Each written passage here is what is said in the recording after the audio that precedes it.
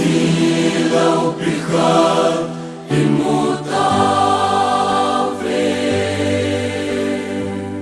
at ay nakumsong ilangaw san ay pu'y uva ay musao pagkay patinsu tambale say anak pilti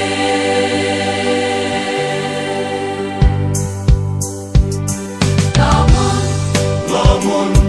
lang pomote salvin sa toy lelte wakay patnay san hohi lamun lang pomote Salvin sa toy lelte bakit patnay san hohi Krista Ganso Nazarani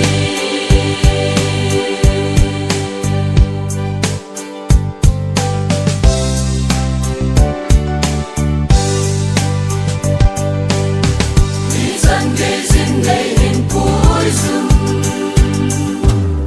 asam di ko ay panpil Kitsan di ko ay umpil Batsoy zunamin tem Batsoy yute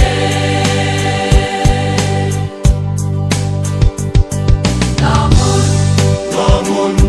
lang pomote Salvin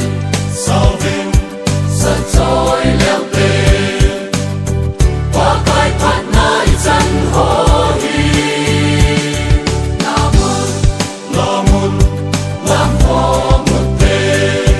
Salvin sa toy lelte wakay patnay san hohi Krista Ganso Nazarani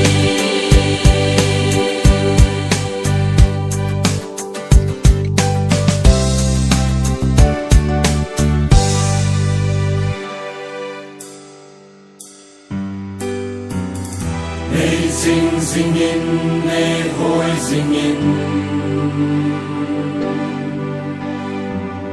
Son pat na lampi nei hilin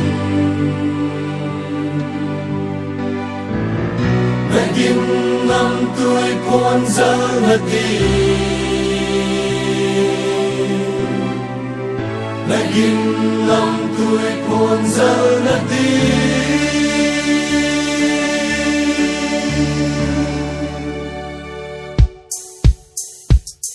Lamun